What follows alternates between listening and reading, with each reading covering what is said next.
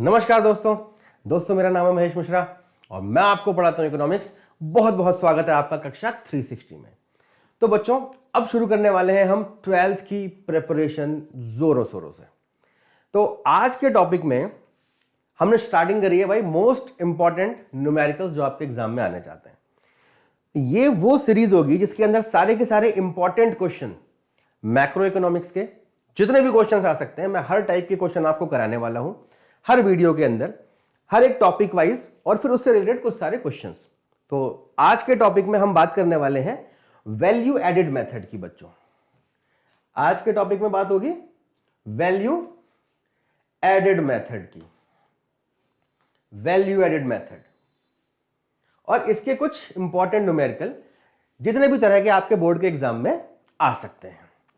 सबसे पहले बात करते हैं कि वैल्यू एडेड मेथड क्या कहता है।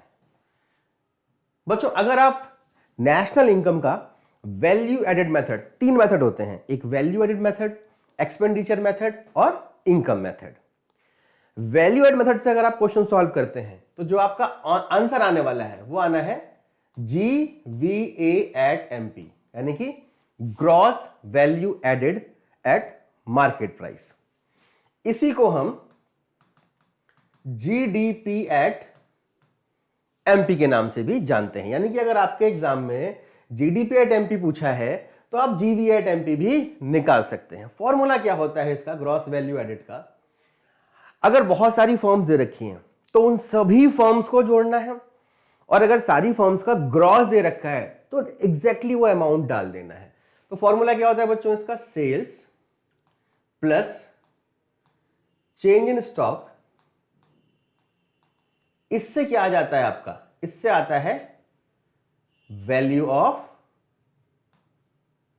आउटपुट, और इसमें से माइनस कर दोगे अगर आप इंटरमीडिएट कंजम्पशन तो क्या आ जाएगा आपका? Gross value added at market price. इसके बाद कन्वर्जन, जो कि आपको बहुत अच्छे से पढ़ा रखा है हमने पहले। कन्वर्जन करना है। अगर आपसे पूछता है NNP एट FC तो कैसे करोगे? ग्रॉस से नेट पे जाने के लिए माइनस डेप्रिसिएशन, डोमेस्टिक से नेशनल पे जाने के लिए प्लस NFIA, और MP से FC पे जाने के लिए माइनस NIT, यानी कि net indirect tax, net factor income from abroad. FIFA minus FITA formula होता है इसका, FIFA minus FITA.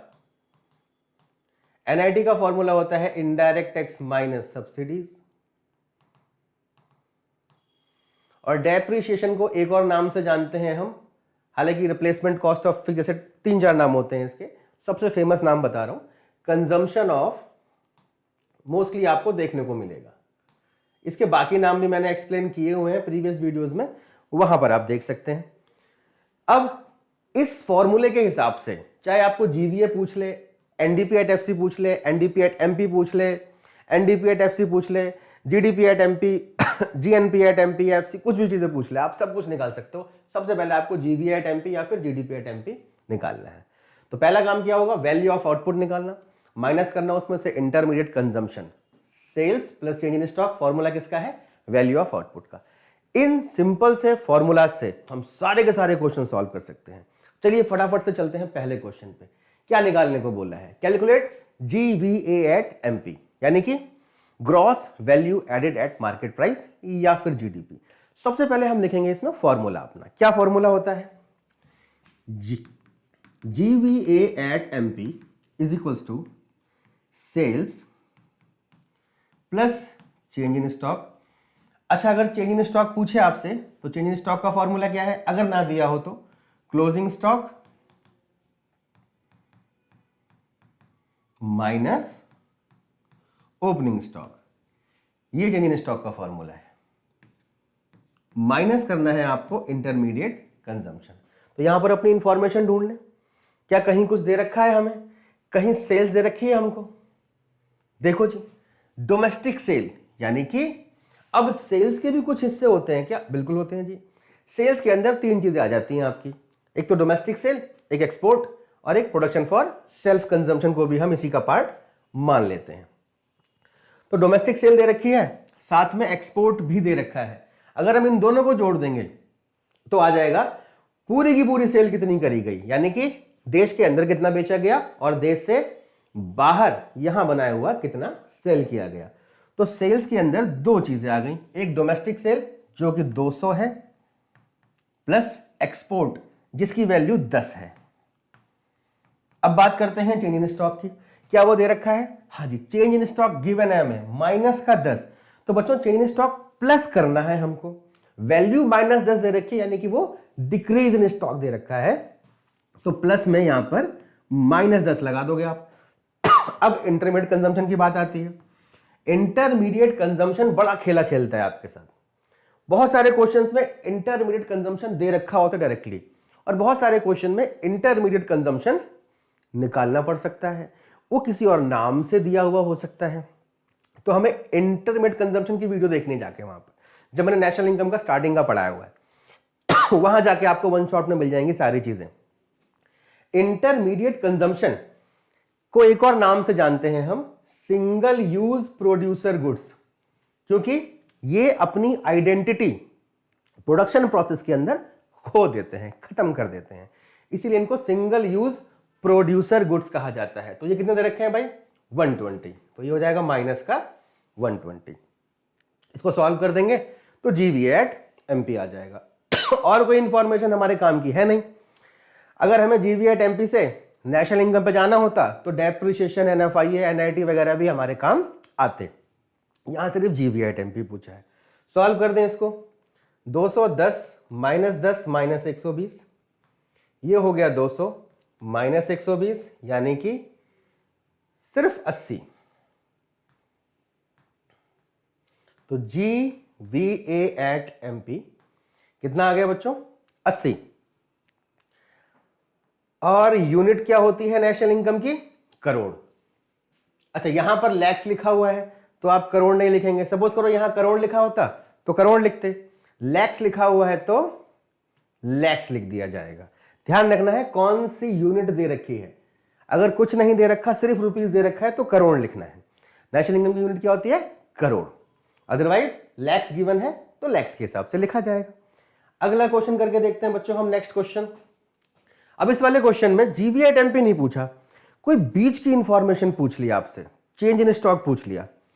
What is the value of change in stock? तो काम वही करना है, बस चेंज इन स्टॉक को वहां जैसा लिखना चाहिए वहां लिख देना, काम आपका हो जाएगा। लेकिन इसको निकालने के लिए आप कोई ना कोई वेरिएबल दे रखा होगा, उसकी वैल्यू निकाली जाएगी। तो देखो यहां पर NVA एट FC गिवन है, यानी कि पहला काम है अपने उस फॉर्मूले तक पहुंचना। और फॉर्मूले में क्या निकालते थे हम? GVA एट MP निकालते थे। तो बच्चों पहला काम क्या करोगे अब आप समझने के लिए? NVA एट FC से GVA एट MP पे चले जाओगे। NVA एट FC की वैल्यू कितनी दे रखी है बच्चों? 200। अब नेट से ग्रॉस जाना है तो प्लस डेप्रिसिएशन। जिसको कन्वर्जन नहीं आता है कन्वर्जन वाली वीडियोस देख लेना, समझ में आ जाएगा अच्छे से। वैल्यू कोई फर्क नहीं पड़ रहा। एफसी से एमपी पे जाना है तो प्लस एनआईटी करना पड़ेगा आपको। अब ढूंढो क्या डेप्रिसिएशन दे रखा है यहां पर? मिल गया जी डेप्रिसिएशन। वैल्यू कितनी है डेप्रिसिएशन की? 40। तो प्लस हो गया 40। क्या नेट इनडायरेक्ट टैक्स दे रखा है यहां पर? नेट इनडायरेक्ट टैक्स की कोई इंफॉर्मेशन नहीं है, उसके अंदर के आइटम दे रखे हैं। अभी लिखवाया था मैंने आपको फॉर्मूला। एनआईटी का फॉर्मूला क्या होता है? Indirect tax minus subsidies. यहां पर इनडायरेक्ट टैक्स कहीं पर भी नहीं है, लेकिन सब्सिडीज दे रखी हैं। तो कैसे सॉल्व करेंगे? इनडायरेक्ट टैक्स को 0 मान लेंगे और सब्सिडीज की वैल्यू लिख दी जाएगी यहां पर -10। तो 0 - 10 करा तो प्लस -10 हो गया, यानी कि -10 वैल्यू आ जाएगी। अब जब इसको सॉल्व करेंगे तो कितना आ जाएगा बच्चों? 230। वहां पर क्या है? इन करोड़, तो 230 CR यानी कि करोड़। अब बड़े सिंपल तरीके से आप इसको सॉल्व करोगे आगे। GVA एट MP आ गया और हमने अभी थोड़ी देर पहले फॉर्मूला सीखा था। GVA at MP is equals to sales plus change in stock, ये बन गया value of output minus intermediate consumption. ये वाली चीज फाइंड करने को बोल दी है। इसको ऐसा का ऐसा लिखा रहने दो, क्वेश्चन सॉल्व कर दो, कदमों में आपके आंसर घूमता घूमता आ जाएगा। GV8MP की वैल्यू कितनी लिख दोगे बच्चों आप? 230। सेल्स ढूंढनी पड़ेगी, यहां से मिल गई जी, लिख दी हमने 400 की सेल्स है। चेंज इन स्टॉक यही तो निकालना है, तो इसको ऐसा का ऐसा लिख दिया, माइनस इंटरमीडिएट कंजम्पशन, यहां तो चांदी लग गई, डायरेक्टली दिया हुआ है। 400 में से 100 माइनस हुआ तो आ गया 300। 230 is equal to change in stock plus 300, इसको यहां ले जाएंगे तो change in stock is equal to 230 minus 300, यानी कि माइनस का 70। अब ये माइनस का 70 आया, इसका मतलब ये आया है डिक्रीज इन स्टॉक। क्लियर है भाई?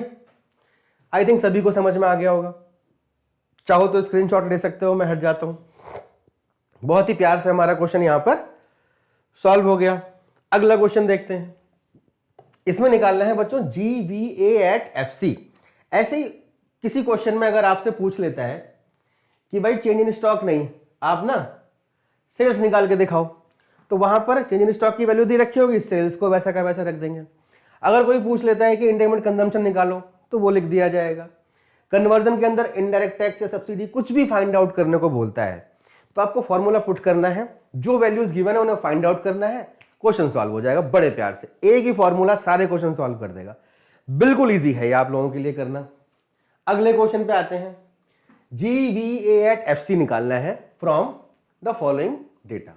अब यहां पर GV8MP नहीं पूछा है, FC पूछा है, तो फॉर्मूला तो GV8MP ही निकालेगा। जो हमारा आंसर आएगा वो GV8MP आएगा, उसको हमें GV8FC में कन्वर्ट करना पड़ेगा। बड़ा सिंपल तरीके से सॉल्व हो जाएगा। तो पहले यहां पर देखें क्या सेल्स दे रखी है हमें। अरे यहां डायरेक्टली तो सेल दी ही नहीं रखी, यहां तो कुछ अलग तरीके से इंफॉर्मेशन दी है। कैसा दे रखा है जरा देखें। यहां पर तो यूनिट दे रखी है, ये 1000 यूनिट बेची हैं और एक यूनिट का प्राइस 30 रुपए है। अरे भैया तो हमें तो आसान है निकालना। जब यूनिट और प्राइस दे रखा है तो मल्टीप्लाई कर देंगे, सेल्स की वैल्यू निकल आएगी नहीं निकल आएगी। तो कभी कभी सेल्स डायरेक्टली नहीं गिवन होता, कंफ्यूज करके देने की कोशिश करता है। तो आपको कंफ्यूज नहीं होना है, बड़े प्यार से इसको सॉल्व कर देना है। तो सेल्स यहां से निकल आई बच्चों 1000 इंटू में 30, यानी कि 30,000। वैल्यू गिवन नहीं है, अमाउंट कितना नहीं है, तो हम CR यानी कि करोड़ मान के चलते हैं। तो सेल्स पता लग गई भाई। डेप्रिसिएशन ये गिवन है, काम आएगा तो देखेंगे। इंटरमीडिएट कॉस्ट ये भी रुपीज में दे रखी है। कोई भी चीज अगर यूनिट में दे रखी होगी तो उसे मल्टीप्लाई करके रुपीज में कन्वर्ट करना है। क्लोजिंग और ओपनिंग स्टॉक अलग अलग दे रखा है। GST दे रखा है बच्चों। GST is the type of indirect tax. सबसे अच्छा एग्जांपल इनडायरेक्ट टैक्स का आजकल GST ही रह गया है, जब से सारे टैक्स कंबाइंड हो गए। तो ये इनडायरेक्ट टैक्स दे रखा है, सब्सिडीज यहां पर गिवन नहीं है। कर दें क्वेश्चन को सॉल्व, आ जाओ जी।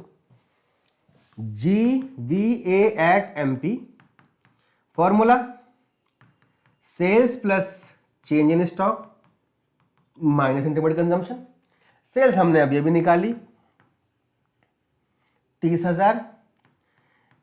चेंज इन स्टॉक के लिए क्लोजिंग माइनस ओपनिंग करना पड़ेगा, यहां डायरेक्टली गिवन नहीं है।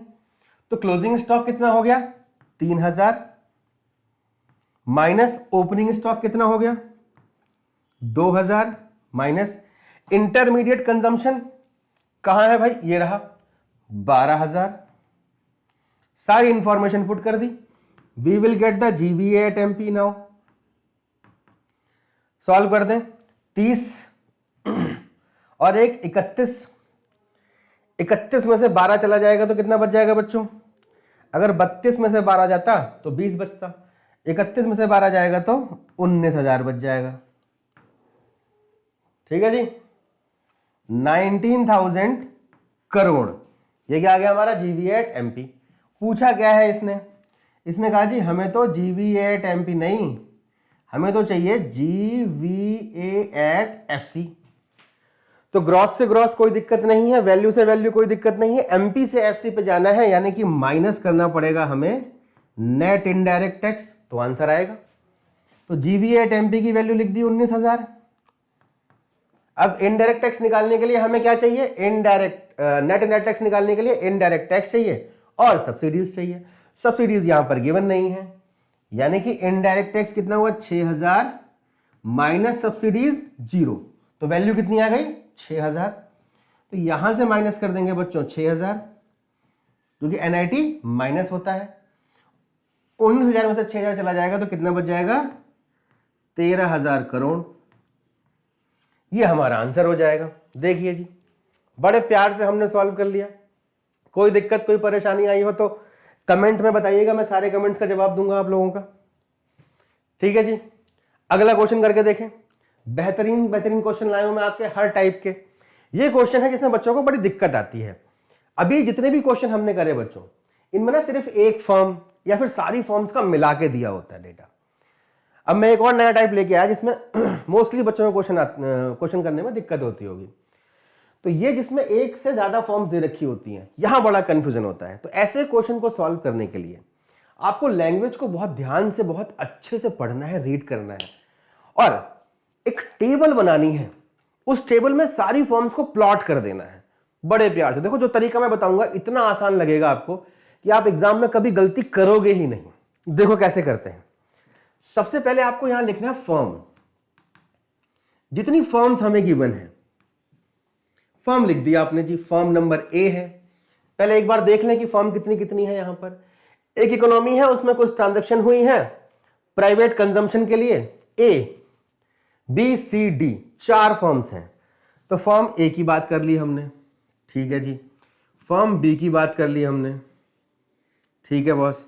फर्म सी की बात कर ली और फर्म डी की। 4 फर्म की इंफॉर्मेशन है। अब यहां लगा देना है अपना फॉर्मूला, सिंपल सा जो फॉर्मूला होता है। क्या फॉर्मूला होता है? पहला फॉर्मूला होता है वैल्यू ऑफ आउटपुट का, जिसमें मैं जोड़ता हूं sales plus change in stock को। यहां पर फॉर्मूला एक साथ नहीं लिखना है, ब्रेक कर दो फॉर्मूले को, यूं क्वेश्चन सॉल्व होगा। पहले क्या निकालोगे आप? Value of output. बड़े प्यार से क्वेश्चन सॉल्व होगा। Sales plus change in stock. ध्यान रखना ये दोनों वैल्यूज लिखनी है यहां पर, चाहे चेंज इन स्टॉक दे रखा हो या ना दे रखा हो, आप यहां पर लिखना। क्योंकि कुछ क्वेश्चंस में यहां पर चेंज इन स्टॉक भी गिवन होता है, इसलिए आप फॉर्मूले में इस वैल्यू को लिखना। नहीं आएगी तो 0 डाल देना, परेशानी किस बात की है, लेकिन लिखना। इसमें से माइनस करना होता है हमें इंटरमीडिएट कंजम्पशन, और जब इसमें से इसको माइनस कर देते हैं तो क्या निकल आता है? Value added. बड़े प्यार से, बड़ा ही सिंपल है। अब अगर पूरी इकोनॉमी का ग्रॉस वैल्यू एडेड पूछा है तो ए का, बी का, सी का, डी का लास्ट में कर देना है आपको टोटल। बड़े प्यार से क्वेश्चन सॉल्व हो जाएगा।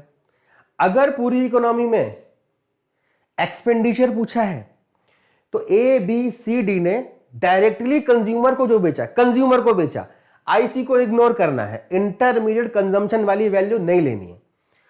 जो ए ने बी को बेचा, बी ने सी को बेचा, सी ने ए को बेचा, नहीं, उसे नहीं, सिर्फ वही इंक्लूड करना है जो ए बी सी डी ने सीधा फाइनल कंज्यूमर को बेचा है, उससे टोटल एक्सपेंडिचर आ जाएगा। जीवीए निकाल लोगे तो बाकी सारे आइटम आ ही जाएंगे। अगर सेल्स प्राइस दे रखा है तो प्रॉफिट भी निकाल सकते हो, पूछ लेता है तो वैसे आएगा नहीं। तो A B C D 4 firm. अब क्वेश्चन को पढ़ना शुरू करो। क्या कह रहा है? A sales to B for 20,000। ये कह रहा है ए ने बी को बेचा। ये सारी सारी फर्म ही है। तो अगर कोई फर्म दूसरी फर्म को बेचेगी तो इंटरमीडिएट कंजम्पशन बन जाएगा। तो ए की तो सेल में आएगा 20,000, लेकिन बी की परचेज में आ जाएगा, यानी कि बी का इंटरमीडिएट कंजम्पशन कितना हो जाएगा जी? 20,000। ध्यान रखना, ए सेल्स टू बी फॉर 20,000। आगे का क्वेश्चन पढ़ो। इस क्वेश्चन में बड़ा कंफ्यूज करने की कोशिश करिए, इसलिए मैं क्लियर कर रहा हूं आपको। B whose value added is 40,000। B जिसका वैल्यू एडेड 40,000 है, बी जिसका वैल्यू एडेड 40,000 है, यानी कि इसका वैल्यू एडेड गिवन है। अगर लैंग्वेज समझ गए तो क्वेश्चन यूं सॉल्व हो जाएगा, बड़ा इजी लगेगा आपको। तो बी का वैल्यू एडेड है 40,000। ये कह रहा है कि ये अपने आउटपुट का half of its output to C and another half to D. ये जितना भी ये वैल्यू ऑफ आउटपुट प्रोड्यूस करता है इसके दो हिस्से कर देता है। ये कह रहा है ये आधा किसको बेचता है, सी को, और आधा डी को बेचता है। यानी कि इसके पूरे आउटपुट में से कंज्यूमर के पास कुछ नहीं जाता, ये कुछ हिस्सा सी को बेच देता है और कुछ हिस्सा डी को। यानी कि इसी गोले के दो हिस्से हो गए। बी ने जो सी को बेचा होगा वो सी का इंटरमीडिएट कंजम्पशन हो जाएगा, बी ने जो डी को बेचा होगा वो डी का इंटरमीडिएट कंजम्पशन हो जाएगा। तो बी के आउटपुट के दो हिस्से हो गए। अगर ये 100 है तो ये 50 और 50 हो जाएगा, अगर ये 500 है तो ये 250 और 250 हो जाएगा। इतनी बात समझ में आ गई, आगे क्वेश्चन सॉल्व हो जाएगा। C sells all its output to D. अब कह रहा है डी को बेच रहा है, यानी कि डी दो लोगों से खरीद रहा है। डी सी से भी खरीद रहा था और डी बी से भी खरीद रहा था और सी से भी। लेकिन सी के लिए एक इंफॉर्मेशन दी है कि सी अपना सारा का सारा डी को बेच देता है। यानी कि सी की जितनी सेल होगी ये पूरी की पूरी किसके पास जाने वाली है भाई, डी के पास जाने वाली है। तो इसके पास दो चीजें आ गई, एक तो ये इसके गोले में से आधा गोला ले रहा है और ये स्क्वायर में से भी, रेक्टेंगल में से भी कुछ पोर्शन ले रहा है। इसका पूरा का पूरा जा रहा है, इसका आधा जा रहा है। ये डायग्राम मैंने इसलिए बनाए हैं ताकि आप लोगों को दिक्कत ना हो समझने में। अब कह रहा है D whose value added is 30,000। D जिसका वैल्यू एडेड 30,000 है, D sales all its output to final products at 1,30,000। D अपना सारा का सारा माल इनमें से किसी को नहीं बेचता, कंज्यूमर को बेचता है। यानी कि डी का पूरा वैल्यू ऑफ आउटपुट कितना है बच्चों, 1,30,000। अब क्वेश्चन सॉल्व हो जाएगा बड़े प्यार से। पहले बी की बात करते हैं। ये वैल्यू एडेड का फॉर्मूला क्या होता है, value of output minus intermediate consumption is equal to 40। यानी कि ये पूरी वैल्यू होगी कितनी बच्चों, इस पूरी वैल्यू का आंसर क्या आना चाहिए, 60,000 ना, क्योंकि 60 में से 20 जाएगा तो 40 आ जाएगा। ये हो गया सॉल्व। यानी कि ये पूरा बड़ा गोला 60,000 है।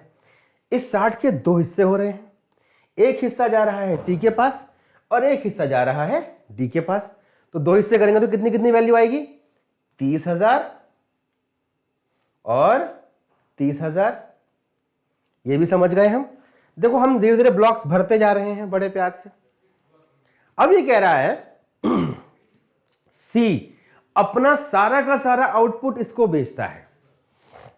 यानी कि जो इस ब्लॉक में वैल्यू आएगी वही वैल्यू पूरी की पूरी यहां पर आ जाएगी, नहीं आ जाएगी, क्योंकि आंसर में इसने सी पूछा है what is the value added by C. हमें ये निकालना है। अब ये निकालने के लिए ये पता होना चाहिए, लेकिन इस वाली इंफॉर्मेशन से अब ये पता लग जाएगा, नहीं पता लग जाएगा। 1,30,000 में से ऐसा क्या माइनस करें कि 30 आ जाए। इट मींस इन दोनों का टोटल 1,00,000 होना चाहिए। डी का इंटरमीडिएट कंजम्पशन 1,00,000 होगा। अब अगर ये टोटल 1,00,000 है तो ये कितना होगा, ये होगा 70,000।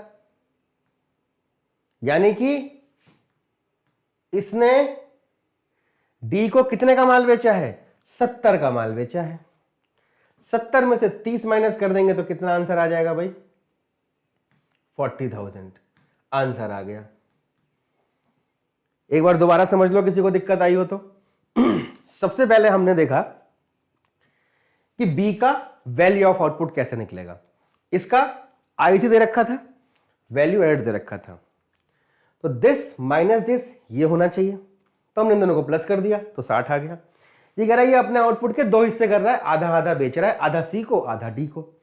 तो इस 60 का आधा हिस्सा सी के इंटरमीडिएट कंजम्पशन में चला गया और आधा हिस्सा डी के इंटरमीडिएट कंजम्पशन में चला गया। अब डी की टोटल सेल भी दे रखी थी और डी की वैल्यू एडेड भी दे रखा था क्वेश्चन के अंदर, ये गिवन था। तो इसमें से ऐसा क्या माइनस करेंगे कि 30 आएगा। पता लग गया जी 1,00,000 आना चाहिए। अब 1,00,000 में से एक वैल्यू पता लग गई, दूसरी कितनी हो गई 70। 70 को जैसे यहां पुट करा, क्यों? क्योंकि सी ने सब कुछ डी को ही बेचा था, तो डी का जो बचा हुआ आईसी होगा वो सारा सी से ही आया था। अब इसमें से माइनस कर देंगे, आंसर आ जाएगा। तो ऐसा क्वेश्चन अगर एग्जाम में आए, इससे मुश्किल नहीं आ सकता। इसको भी सबसे आसान बना दिया है हमने, कोई दिक्कत परेशानी नहीं है। ये टेबल बनाओगे, जो जो इंफॉर्मेशन दे रखी है ना यहां प्लॉट करोगे, प्लस माइनस करते ही आपका आंसर आपके कदमों में आ जाएगा। आई बात समझ में? अगला क्वेश्चन सॉल्व करते हैं। Calculate sales from the following data. अब जैसे वहां क्वेश्चन था, हमने क्लोजिंग स्टॉक पूछा था या चेंज इन स्टॉक पूछा था तो निकाल दिया था, ऐसे यहां से सेल्स निकालनी है। अब सेल्स निकालने के लिए देखते हैं हमें क्या इंफॉर्मेशन दे रखी है। देखो जी, NVA एट FC गिवन है, यानी कि सबसे पहला काम NVA एट FC से GVA एट MP पे जाना। चलो चलते हैं। NVA एट FC कितना दे रखा है बच्चों? 2000 दे रखा है। इससे किस पे पहुंचेंगे? GVA एट MP पे। नेट से ग्रॉस पे जाने के लिए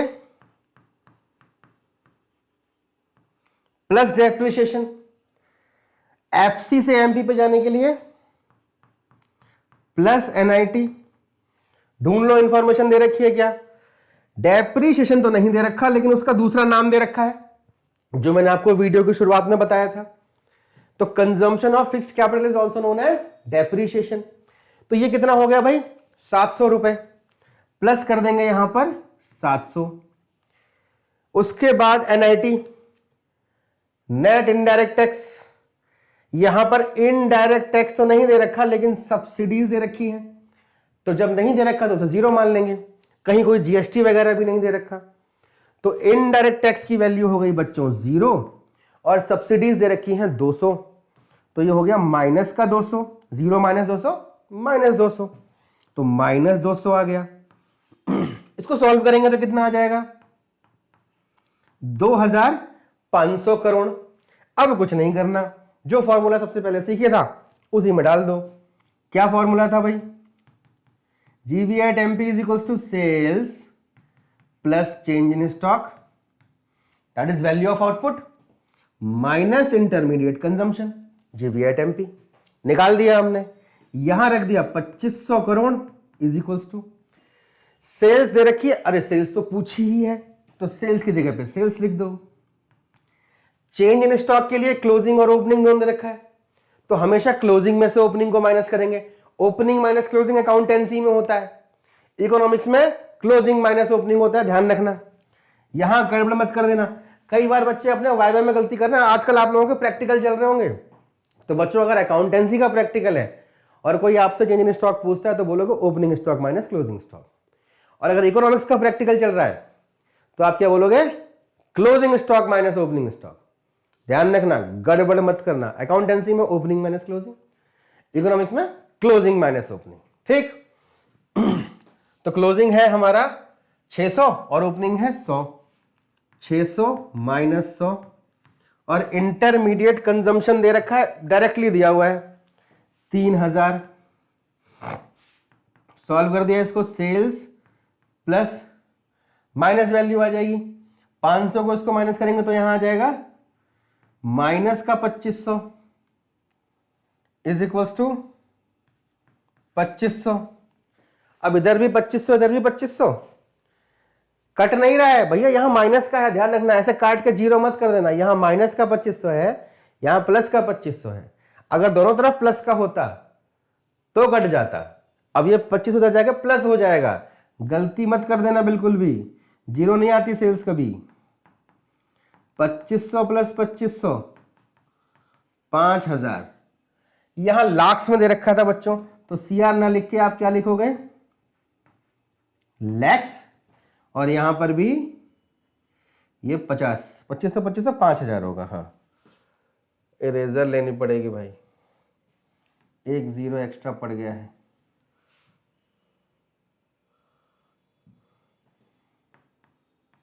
$5000 लैक्स। आई बात समझ में? तो ये वैल्यू एडेड मेथड के वो सारे क्वेश्चंस हो गए जिस टाइप के क्वेश्चन आपके एग्जाम में आ सकते हैं। इस टाइप के अगर क्वेश्चंस की आप प्रैक्टिस कर लोगे, जिसका असाइनमेंट मैं आपको हमारे टेलीग्राम ग्रुप पे दे दूंगा। टेलीग्राम ग्रुप हमारा ज्वाइन कर लीजिएगा कक्षा 360 के नाम से। वहां पर आपको इसका मैं एक पीडीएफ असाइनमेंट दूंगा जिसको आप सॉल्व करेंगे। उन्हीं क्वेश्चन के टाइप में से ही एग्जाम में क्वेश्चन आते हैं। ठीक है, तो प्रैक्टिस करते रहिए और अगली वीडियो का वेट करिए जिसमें हम लोग करेंगे expenditure method and income method. तब तक के लिए bye bye, take care, love you all. मिलते हैं बहुत जल्दी, यानी कि कल अगली वीडियो में।